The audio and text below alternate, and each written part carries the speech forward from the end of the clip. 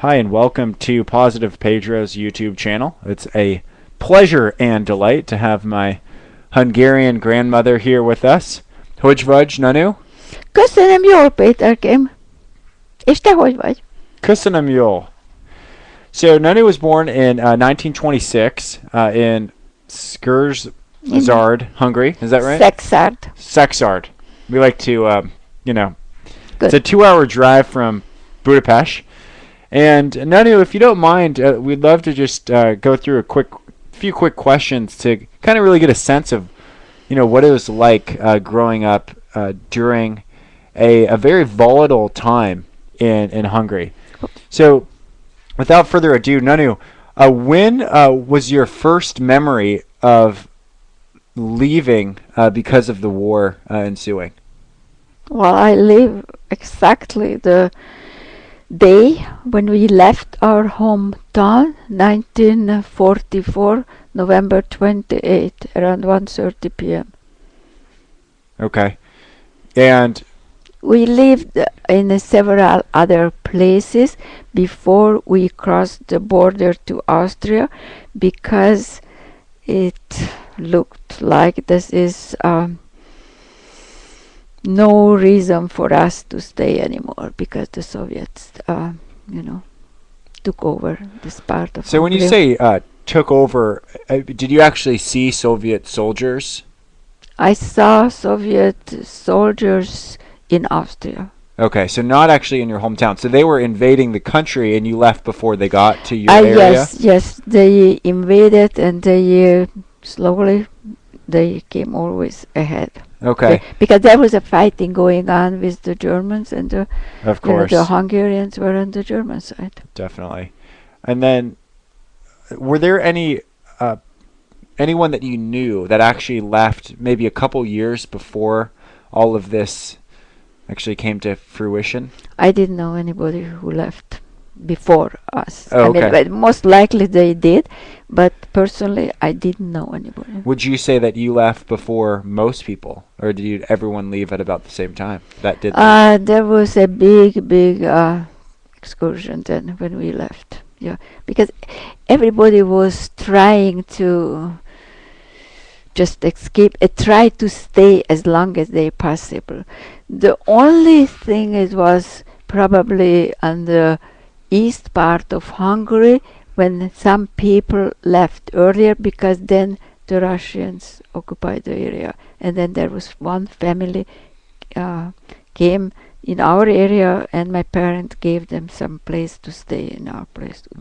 Excellent. So was there? I'm curious on the possessions that were taken with you.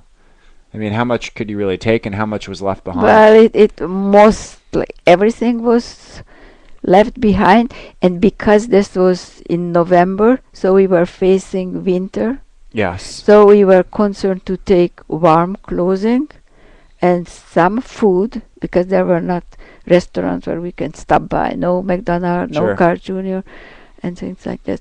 And then we took some valuables, not because we want to save them, but because we were thinking to change, Sure. because money started not have any value. Okay, so let's touch on that for a second. So money was losing value, and I'm assuming that there was some sort of a paper currency of sort. Yeah, it was a penge, So this but here's a U.S. dollar. So this was the type of currency that you were using we at the called time. it a penge. Okay. Now, I'm just for the sake of our listeners. Well, I was curious actually if anyone had actually real silver. Here's a 1 ounce silver maple leaf. If anyone was carrying around something like this. I don't think so. I don't know anybody who does. Now, do you think it would have been handy to have, because this would have been easier to exchange? Well, I don't know if any offices were open or banks were open Okay. to do all those good. Just But- curious. but- Okay, but- but anyway, nonetheless, you had to leave a lot behind. and the money had no value. So you relied on things like watches and jewelry and things of that sort. Or rings, Okay. necklace, valuable damask clothes. You know damask clothes, but you set the table. It's very good tablecloth. So this right. Yeah, Wow. something like this. So it seems at the end of the day, it went from probably a semi-comfortable middle upper class lifestyle to shoot, we're refugees and we're going to need to flee. Well, exactly. I mean, we faced something what we never experienced before, Uh-huh. and we never thought that we are going to face it. Right. All right. And why don't we move ahead a little bit? And uh, my mom mentioned a few stories of actually leaving Hungary and almost getting captured. Could you share a couple stories that you think would be worthwhile and our listeners would like to hear?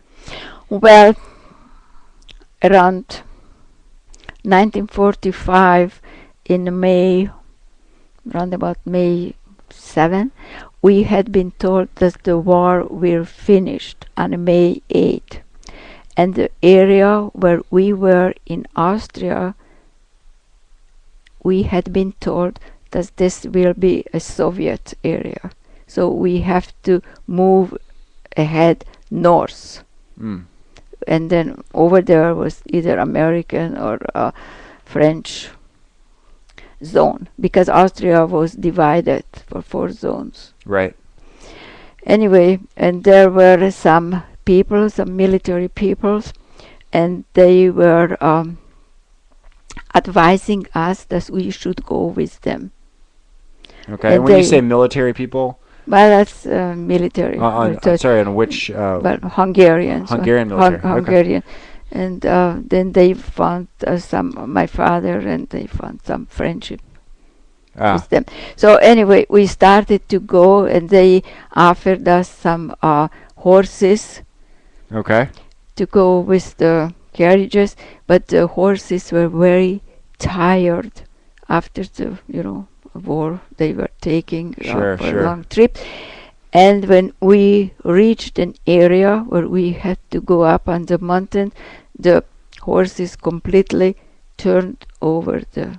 Oh wow! So just like in the movie War Horse. Well, exactly. Where those horses were pushed to the brink of exhaustion, and then they just finally passed out and died. Yeah.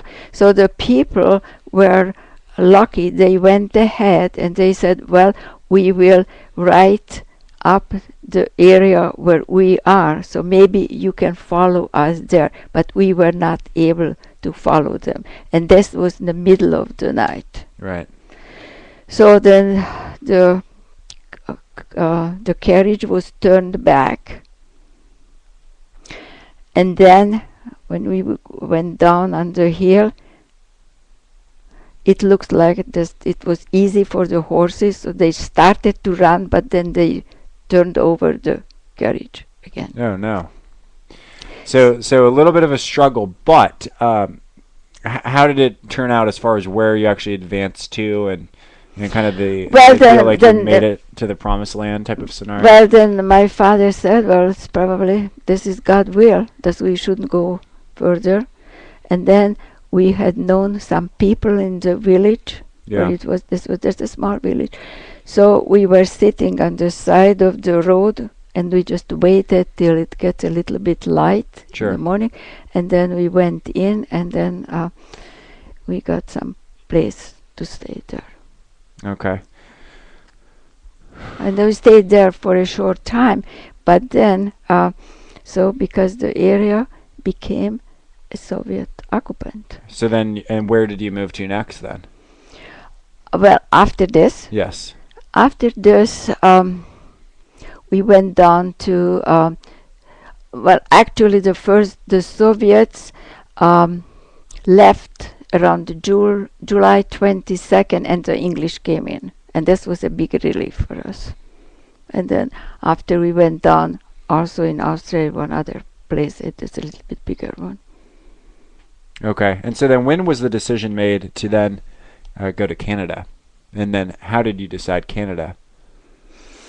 Well, it was a hard decision because the South American countries started to take the displaced persons.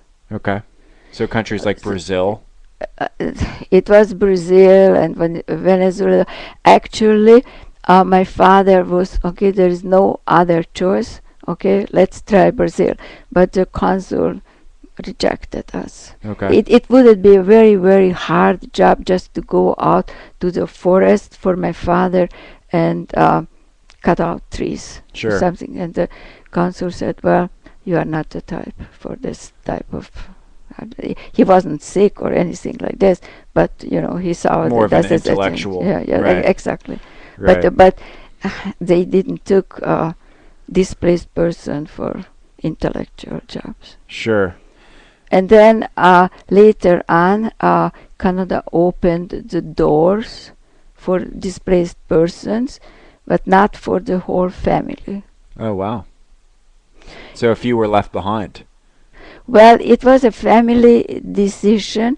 There's girls who had to make a contract with the Canadian government to work either as a household maids or in a hospital for 1 year, and for this, the government paid the way from Germany to come out to Canada.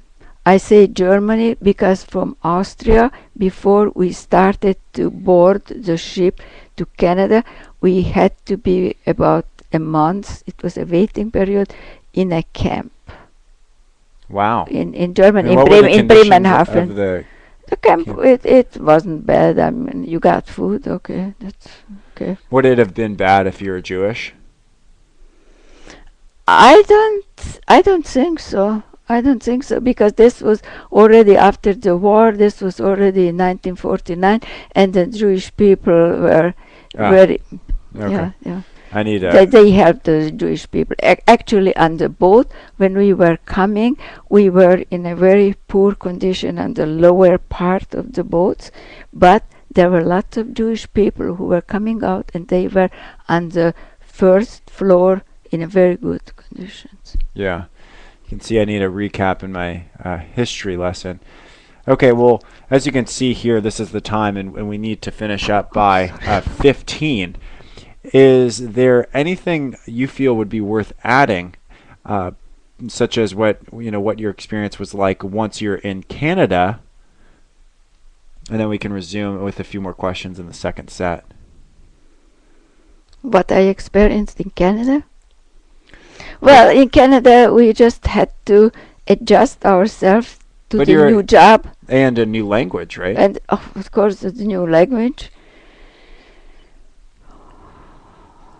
the Which climate. my guess is it was a little bit of a challenge, but it seemed like the Canadian government did provide a way to make it work. And so we're going to talk a little bit more in depth in this if you decide to stay tuned to Positive Pedro. Again, coming live from the Bay Area. We'll be back with round 2 in just a few minutes. Thank you again for listening.